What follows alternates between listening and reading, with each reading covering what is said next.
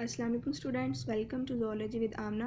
तो आज हमने स्टडी करना है सर्कुलेटरी सिस्टम, एक्सक्रीटरी सिस्टम और nervous system of class bivalvia. तो सबसे पहले सर्कुलेटरी एंड एक्सक्रीटरी सिस्टम को डिस्कस करते हैं।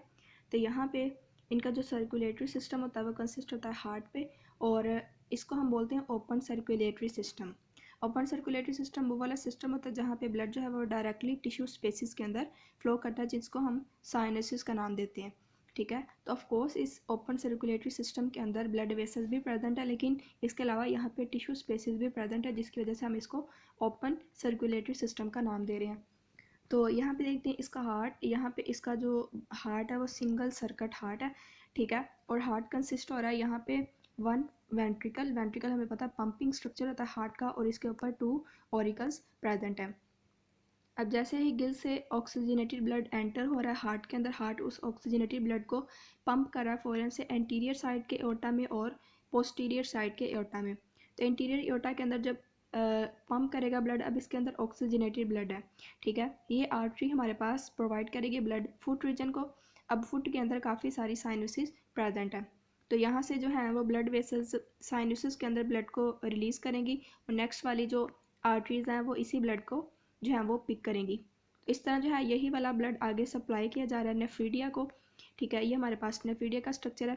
नेफ्रीडिया के बाद ये वाला जो ब्लड है ये मूव कर रहा है, अब क्योंकि इसके अंदर से सारी की सारी ऑक्सीजन जो है वो कंज्यूम की जा चुकी है। अब ये ब्लड मूव कर आगे गिल्स में, तो इस तरह गिल से इस ब्लड की ऑक्सीजनेशन हो रही है, और आगे जो ऑक्सीजनेटिव ब्लड है वो हार्ट को सप्लाई किया जा रहा है। अब देखते हैं पोस्टीरियर एओर्टा किन स्ट्रक्चर्स को ब्लड प्रोवाइड कर रहा है। तो हार्ट से जाएगा blood, oxygenated blood posterior aorta के अंदर, और ये जो पोस्टीरियर एओर्टा है यह सिर्फ और सिर्फ मेंटल को ऑक्सीजनेटेड ब्लड प्रोवाइड कर रहा है। ठीक है, तो मेंटल कैविटी को ऑक्सीजनेटेड ब्लड प्रोवाइड कर रहा है, और ये वाला जो ब्लड है ये अब गिल्स के अंदर नहीं जाएगा, बल्कि डायरेक्टली दोबारा से हार्ट को डी ऑक्सीजनेटेड ब्लड जो है वो रिसीव हो जाएगा। तो इस तरह ये जो डी ऑक्सीजनेटेड ब्लड है ये नेक्स्ट हमारे पास जाएगा गिल्स के अंदर।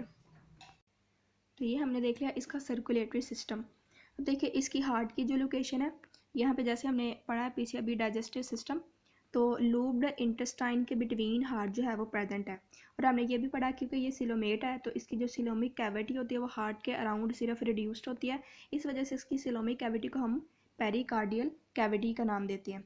ठीक है, पेरी का मतलब होता है अराउंड, कार्डियल का लफ्ज़ हम लेते हैं हार्ट से, यानी हार्ट के अराउंड जो कैविटी प्रेजेंट है वो है पेरिकार्डियल कैविटी। तो इसका मतलब है क्योंकि हार्ट जो है वो लूब्ड इंटेस्टाइन में प्रेजेंट है, इंटेस्टाइन के पास प्रेजेंट है, तो इसका मतलब है कि पेरिकार्डियल कैविटी हार्ट और यहाँ पे कुछ पोर्शन ऑफ डाइजेस्टिव ट्रैक को सराउंड करेगी। इसके बाद हम देखते हैं इसका एक्सक्रीटरी सिस्टम। तो इसका जो एक्सक्रीटरी सिस्टम है वो पेयर ऑफ नेफ्रीडिया पे कंसिस्ट होगा। ये हमारे पास है नेफ्रीडिया। नेफ्रीडिया हम बोलते हैं किडनी को। ठीक है, तो यहाँ पे ये नेफ्रीडिया जो हार्ट है वो ऑफ कोर्स ब्लड जो है वो प्रोवाइड करेगा आगे नेफ्रीडिया को।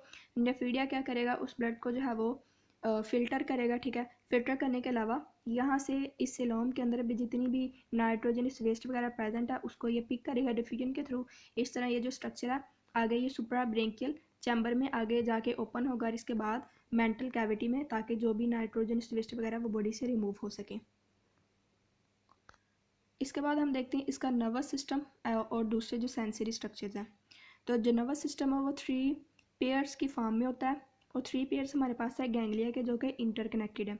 ठीक है, अब ये पेयर्स कहाँ कहाँ पे प्रेजेंट है। एक तो पेयर हमारे पास प्रेजेंट है सेरेब्रल गैंग्लिया का, यानी एंटीरियर रीजन में एसोफेगस के पास। इसके बाद सेकंड हमारे पास है पेडल गैंग्लिया, पेडल कहते हैं हम फुट को, तो फुट के अंदर जो गैंग्लिया प्रेजेंट है उसको हम नाम देंगे पेडल गैंग्लिया का। और जो थर्ड पेयर हमारे पास प्रेजेंट है वो है एडक्टर मसल्स के पास। ठीक है, जिसको हम विस्ट्रल गैंग्लिया का नाम देते हैं, या फिर पोस्टीरियर रीजन के पास। ये भी हमारे पास 3 गैंग्लिया है जो कि इंटरकनेक्टेड है। ठीक है, ये नर्वस सिस्टम है इसका इस फॉर्म में। अगर सेंसरी स्ट्रक्चर की बात करें तो जो मेंटल के मार्जिन हैं, यानी ये वाला जो पोर्शन है मार्जिनल एरिया है वो सेंसरी होता है।